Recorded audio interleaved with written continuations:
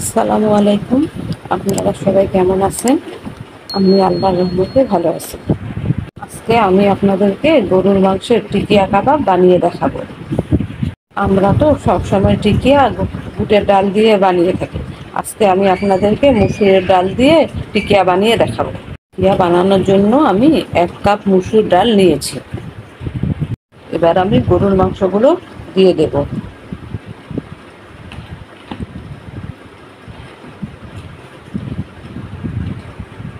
1 চামচ রসুন বাটা দিলাম, 1 চামচ আদা বাটা দিলাম, 1 চামচ হলুদের গুঁড়া দিলাম, 1 চামচ লবণ দিলাম, 1 চামচ গরম মশলা গুঁড়া দিলাম, পরিমাণ মতো মরিচের গুঁড়া দিলাম, পরিমাণ মতো তেল দিয়ে দিলাম। আমি সব উপকরণগুলো একসাথে মাখিয়ে নেব। পরিমাণ মতো পানি দিয়ে সব উপকরণগুলো সিদ্ধ করে নেব। সিদ্ধ করে বেটে নিয়েছি। এবার আমি লেবুর রস দিব। সিদ্ধ করার সময় আমি লবণ দিয়েছি, সেই জন্য একটু লবণ দিলাম। আমি একটা ডিম দিয়ে দিলাম।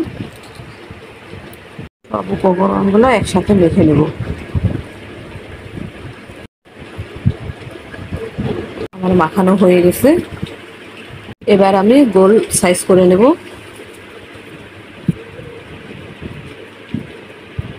এইভাবে বানিয়েছি,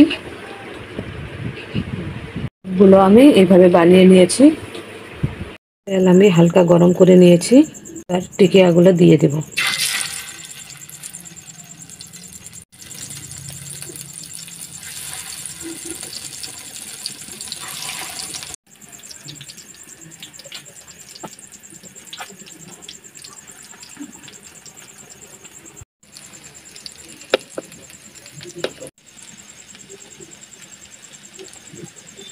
টিকিয়াগুলো আমার ভাজা হয়ে গেছে।